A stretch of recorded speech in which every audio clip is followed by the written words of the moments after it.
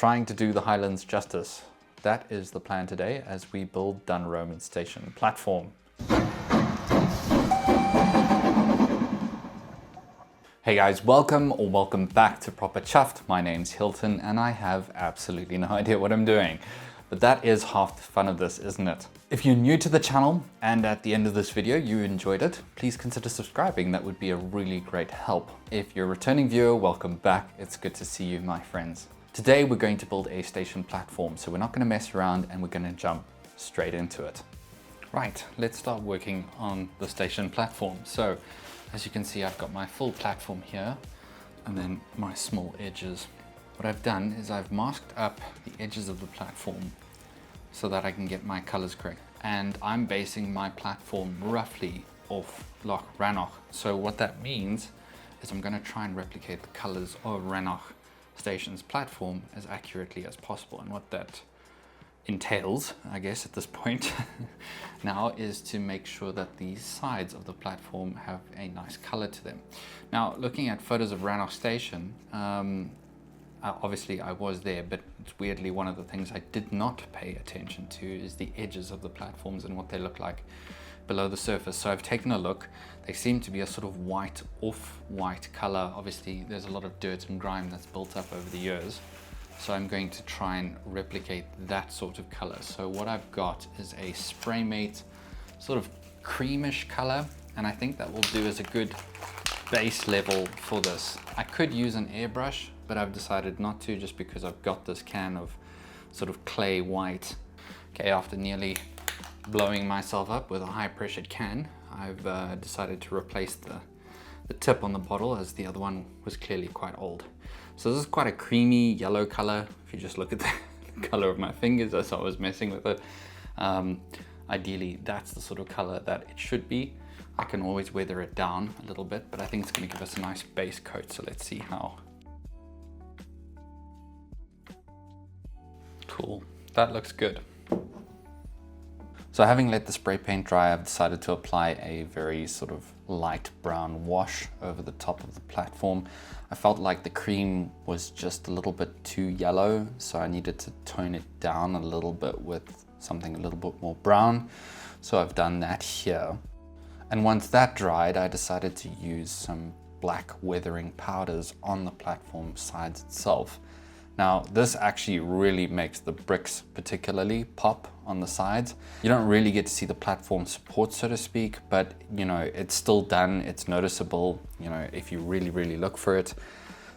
Probably an unnecessary step. To be honest with you, you can't really see the edges of the platform here, but still a nice thing to do. Weather it up a little bit, make it look a little bit grimy, just gives it that extra bit of character. So with the edges masked off, it's time to apply the white warning line that's right at the edge of the platform. So I've just used a simple Vallejo white. I've not watered this down at all. I'm applying it on fairly thick so that I get a nice first coat, and I just apply this to both sides of the platform, as well as of course the edges. And this is where it was really important to have applied that first primer level, because at this point the wood is sealed and it won't absorb any of the Vallejo colors that we start adding to this. Arguably one of the most satisfying things, pulling away the tape, and as you can see, it's come out really crisp, and I'm super happy with this. Moving on to a bit of yellow now, and I've obviously just masked off the respective sides, and I had to give this about 3 different coats simply because the yellow didn't really stand out too well. So I let it dry between coats, and once again we get to do that satisfying thing where we remove the tape, and as you can see, the multiple coats of yellow have really helped to make this pop on the platform.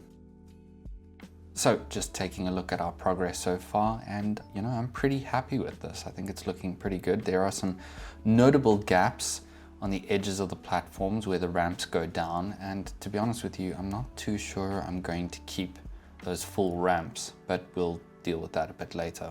And it's onto the brickwork, and Vallejo actually make a really good red brick color. So you can pretty much just pour this straight in. I did mute mine down with just a little bit of brown to just kind of give it a slightly older effect, but you can pretty much just pour this straight out of the bottle into your airbrush and get going with it. And as you can see, I think it does the job quite well. It's time for our third peel of the day, and as you can see, I think it's really coming together now.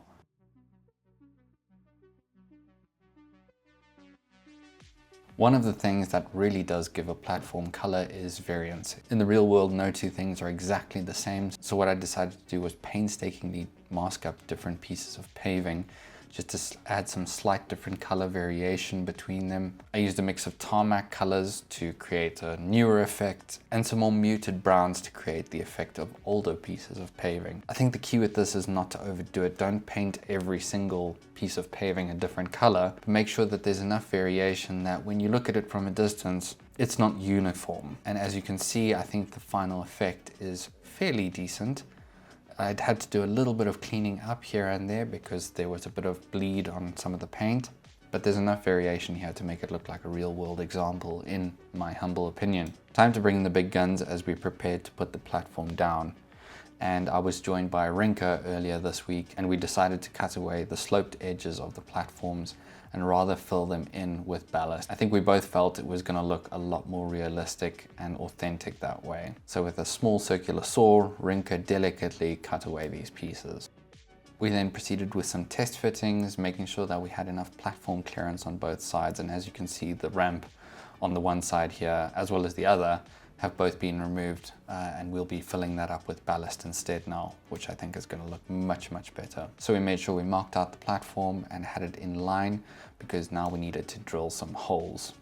We preempted the electric work here and pre-drilled some holes into the platform just to make sure that we've got access.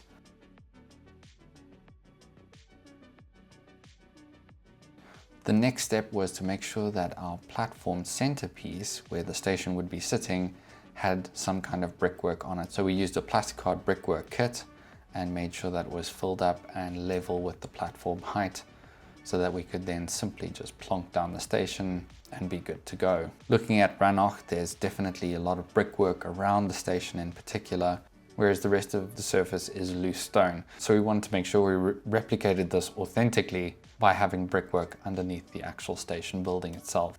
To keep our electric holes from plugging up, we inserted toothpicks all the way down through to the baseboard, just to make sure that when we applied all the glue and loose stone on the top and then ballasted it, we weren't essentially plugging up these holes. And so began the tedious and arduous process of ballasting the top of this. Now, we've decided to use a slightly different mix here.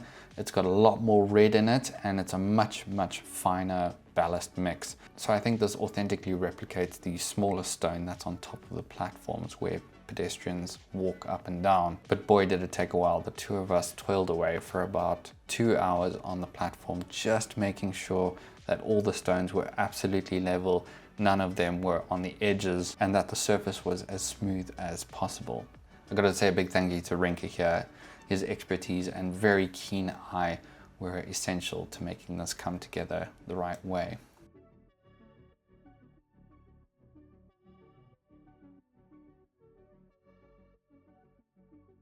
Right, and it's time to move on to weathering this platform, finally giving it a little bit of real world feel. I've used a dark wash on the platform and I've just brushed it on very lightly across the entire surface to make sure that all of that dark wash gets in between the nooks and crannies of the platform, particularly the brickwork and paving. Make sure that it really pops and stands out. I let it sit for a moment and then just dab it off lightly with a bit of tissue paper, and this leaves the cracks and crevices filled with the black wash, highlighting them, whereas the surface gets a kind of murky real world feel. Now for the lights. I managed to find these sets of lights locally and they are actually just perfect for what I need. Looking at Rannoch Station, you can see that the lamps have a sort of straight T-bar shape, and I think these are pretty much as close as I can get to what I want. All I need though is to cut off the tops where these little baubles are, just to make them flat at the top, and we're pretty much good to go.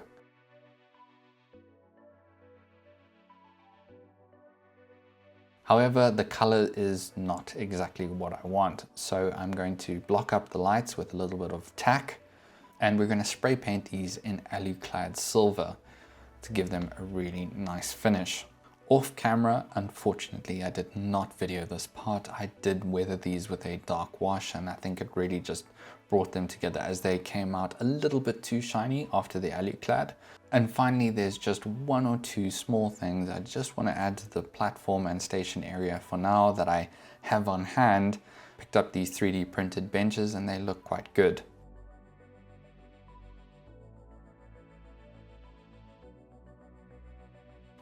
So with the lights installed and connected to my Bachmann Just Plug power box, it was a super easy installation, just red and blue in one side.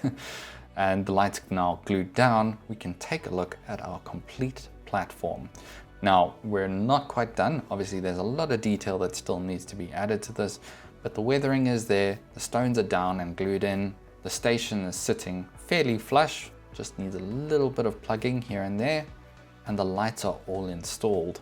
Now I do have lights in the reception area too, but as you can see, they're a bit more of a modern and too cool office white. I'm not very happy with these, so I'm actually going to change them for a warmer white in the future. But for now, they do the job, though not quite what I'm aiming for.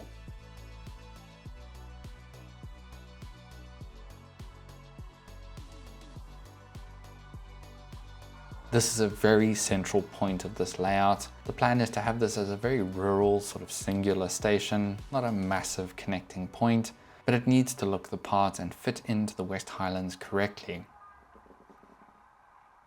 And I'm really happy with how this has come out. And now I cannot wait to add some greenery behind this and really get going with some of the scenics, because it looks like a West Highland platform in the middle of a hellscape.